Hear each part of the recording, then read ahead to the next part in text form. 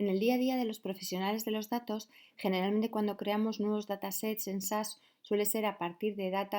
tablas o datos que ya se encuentran almacenados en las bases de datos de nuestras compañías. El procedimiento habitual que se suele seguir es el de que desde sistemas nos dan acceso a librerías o servidores donde almacenan la información que necesitamos para desarrollar nuestro trabajo.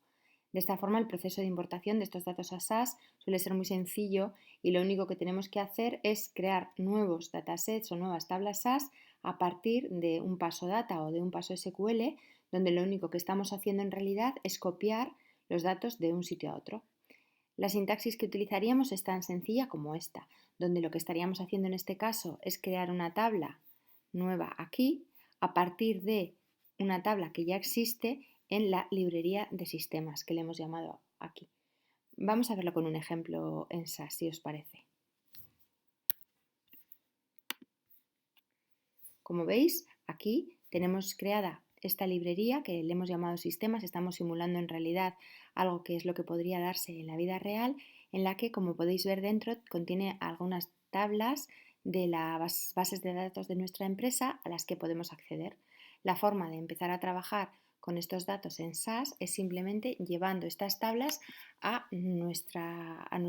ubicación habitual de trabajo, ¿vale? Por ejemplo, podríamos crear la tabla nueva a partir de la tabla sistemas 3 que estaría aquí, por ejemplo. Si ejecutaríamos este código,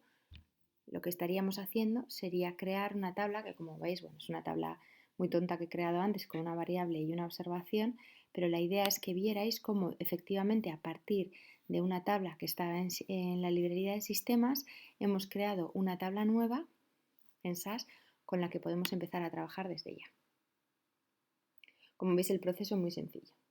En este paso, normalmente las tablas evidentemente no son tan tontas como las que he creado yo, sino que lo que suele suceder es más bien al contrario. Suelen ser tablas con millones de registros y millones de observaciones, por lo que en este proceso de llevar los datos hacia SAS también solemos aprovechar para modificar la tabla de partida seleccionando solo aquellas variables o aquellos datos que nos interesan, por ejemplo, filtrándolos por determinadas fechas, etc. Es muy habitual hacer este tipo de operaciones en este proceso de importación porque en general las tablas que se van almacenando desde el sistema suelen contener demasiada información y el llevar todo esto a SAS nos puede hacer que en algunos casos estas tablas que generemos sean inmanejables, por lo que es importante que filtremos bien solo la información que realmente vamos a necesitar. Antes os hablaba del código SQL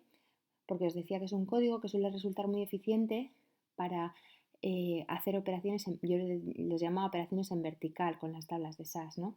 Pero, por ejemplo, para este tipo de procesos de importar datos muy pesados desde librerías que están en sistemas, también suele resultar muy eficiente utilizar código SQL, sobre todo si el volumen de las tablas que estamos manejando es muy grande.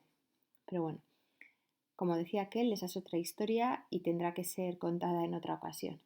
En el siguiente vídeo vamos a ver qué proceso deberíamos de seguir cuando lo que queremos es transformar en datasets datos que se encuentran en ficheros con otros formatos.